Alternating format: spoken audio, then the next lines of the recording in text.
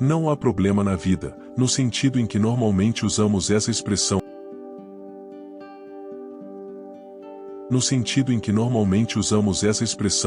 E isso parece quase uma afronta surpreendente ao nosso senso comum. A vida não é um problema. E a vemos isso como nada além de problemas. Nos consideramos em uma luta constante, de manhã, tarde e noite, para resolver o grande problema da existência. Para algumas pessoas, esse problema é por que o universo existe.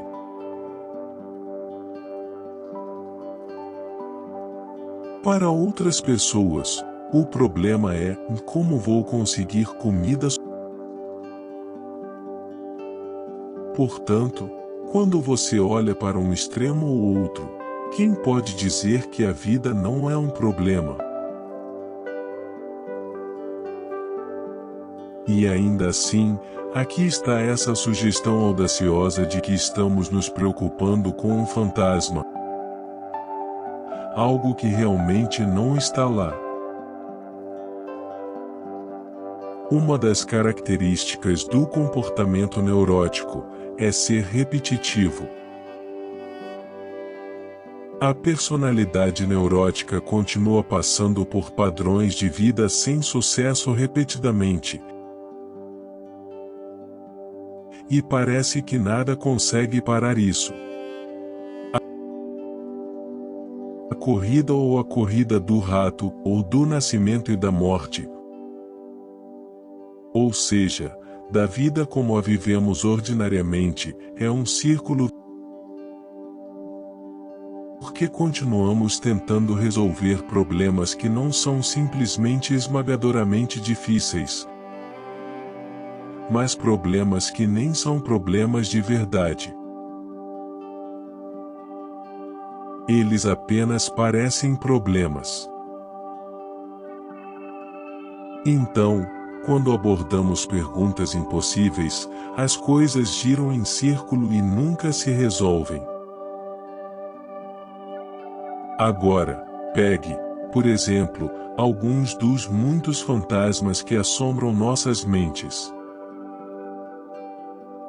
Dizemos, por exemplo, que todos temos um instinto de sobrevivência, e muitas pessoas tratam assim o problema da vida.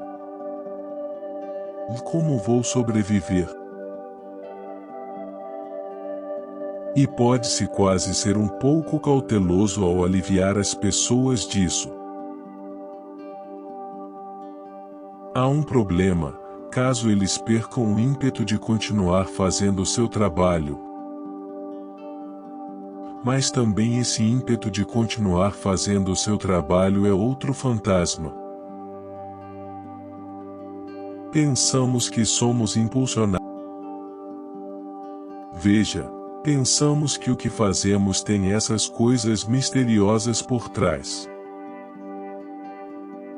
Veja, é muito importante simplesmente manter os olhos no que está sendo feito e descrever isso.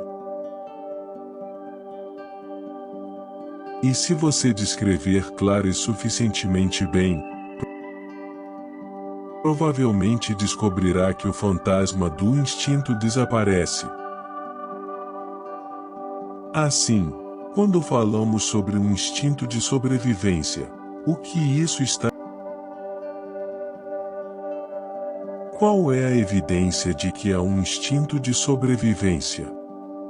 Não há evidência. Exceto que, na verdade, as pessoas sobrevivem até que não sobrevivem.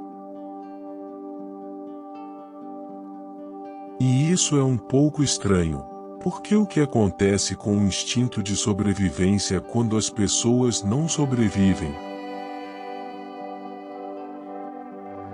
Dessa forma, descobrimos que, quando tentamos explicar algum tipo de comportamento, alguma atividade, ao supor que há uma força motivadora, uma espécie de fantasma incorporado por trás de todo o padrão, O que realmente aconteceu é que não descrevemos claramente o que está acontecendo. Agora, isso se manifesta de outra forma quando tentamos descrever qualquer coisa e pensamos que estamos descrevendo algo que existe por si só. Como eu já disse muitas vezes, somos tão influenciados pela noção de coisas.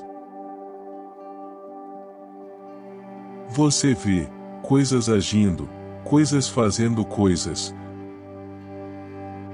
Mas tudo o que temos é que o mundo nos parece material até que o examinemos de perto. Em outras palavras, uma nebulosa distante nos céus parece uma estrela sólida até que você a observe com um telescópio gigante e perceba o padrão claro de uma nebulosa espiral.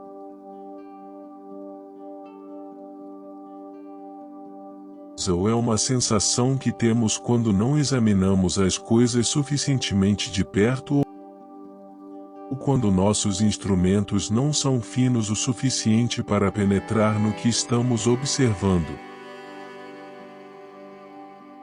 Mas quando os instrumentos são finos o suficiente, o que temos em vez disso é padrão.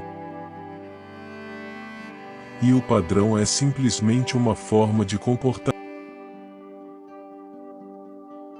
Considere isso de outra forma. Voltemos ao organismo humano e perguntemos: bem, e quanto à sua forma? Como é que um organismo humano é contido, com todos os órgãos mantidos pela pele? Claro, descreveremos a estrutura da pele como ela se mantém unida. Mas logo descobriremos que também estamos falando sobre o ar circundante que incide sobre a pele humana, com uma pressão de cerca de 15 libras por polegada quadrada. Assim, a pergunta surge: no que mantém o organismo em forma? Descobrimos que não é apenas o que está acontecendo dentro da pele que a mantém em forma, mas também o que está acontecendo fora da pele. E quando passamos a descrever isso de maneira mais cuidadosa, descobrimos que não é totalmente correto dizer que é o ar que está fazendo isso, ou que é o organismo que está fazendo isso. Começamos a descrever, em vez disso, o que Dewey e Bentley em seu livro muito fascinante O Saber e o Conhecido o chamam. Quer dizer, um comprador não pode comprar a menos que alguém esteja também vendendo. Você não pode saber nada a menos que haja algo para saber. E este fato, veja, é constantemente negligenciado, que qualquer coisa no mundo, seja inanimada ou animada, seja o que for, está lá por ser parte de uma relação transacional, não com algo mais, mas com tudo mais. Um ser humano, é claro, tem muitos relacionamentos. Uma pessoa que chamamos de médico não está apenas relacionada ao seu trabalho real de medicina, mas pode também ser pai, relacionado a uma família, é um cidadão, relacionado a uma comunidade de outras maneiras que não apenas como médico, e assim por diante. Então começamos a imaginá-lo, por assim dizer, separado de seus relacionamentos, como um constante passando por todos esses relacionamentos diferentes, e portanto, de alguma forma diferente de todos eles. Mas isso, veja, cria um fantasma, cria um ser independente de todos os diferentes relacionamentos nos quais ele se encontra. Quando, estritamente falando, ele é inseparável desses relacionamentos e não podemos eliminá-los.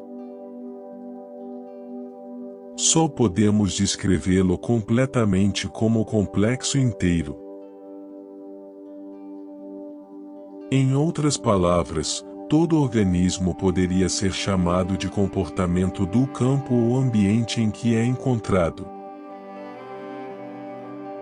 Isso não significa que o organismo é algo empurrado pelo ambiente e é completamente passivo e inerte, e que tudo o que faz é simplesmente uma resposta a um estímulo externo.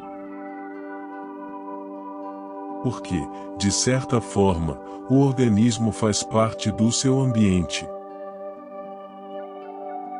Afinal, é um objeto, um processo na natureza, no cosmos, assim como tudo em seu ambiente. Não há realmente como separar os dois.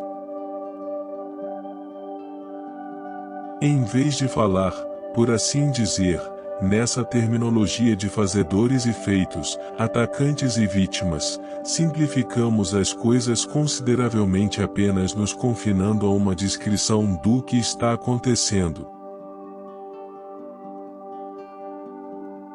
E ao fazer isso, obtemos uma imagem peculiarmente esclarecida do mundo, sem todos os tipos de fantasmas, e é dessa maneira que começamos a ter alguma intuição ou sensação preliminar do significado do fato de que a vida não é um problema. Em outras palavras, não é uma competição entre nós e nosso ambiente.